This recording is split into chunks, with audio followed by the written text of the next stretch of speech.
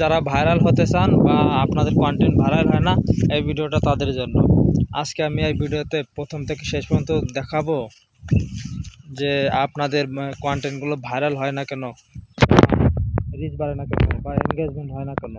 যদি এই ভিডিওটা দেখেন তাহলে অবশ্যই জানতে পারবেন। তো আপনাদের কন্টেন্টগুলো ভাইরাল হয় না, কয়েকটা কারণ থাকে। তো কিছু কারণ বলি।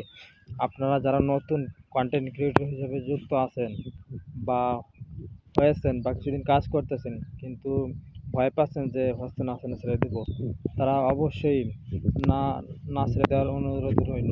কারণ আমিও কিন্তু কন্টেন্ট বানাই, ঠিক আছে? তো চেষ্টা করবেন আপনারা প্রথম ভাইরাল হওয়ার জন্য বা এঙ্গেজমেন্ট বা ফলোয়ার আনার জন্য অবশ্যই আপনারা ছোট কন্টেন্টগুলো পোস্ট করবেন। রিলস, যেগুলো রিলস বলে, ভিডিও আকারে ছাড়বেন না। ভিডিও আকারে ছাড়লে সমস্যা হয় বলতে কি, দেখে না এমন না, দেখে, কিন্তু ওগুলো ভাইরাল হওয়ার চান্স একটু কম।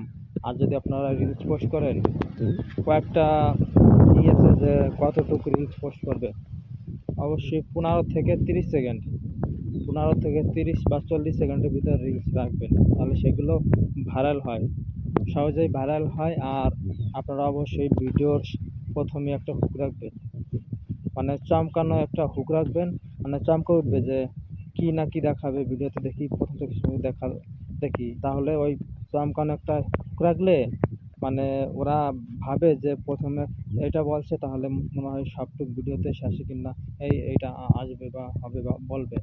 সেই ধরনের একটা হুক রাখবেন, তাহলে দেখবেন যে আপনাদের এই কন্টেন্টটা ভাইরাল হওয়ার চান্স থাকে বেশি, ঠিক আছে? তো আপনারা নতুন হোক বা পুরনো, আপনারা অবশ্যই 15 থেকে 30 সেকেন্ডের ভিতর আপনাদের যে রিলসগুলো ওইগুলো পোস্ট করবেন, ঠিক আছে? তো আমার এই ভিডিওটা থেকে কি শিখছেন বা শিখেছেন কি না অবশ্যই কমেন্ট করে জানাবেন।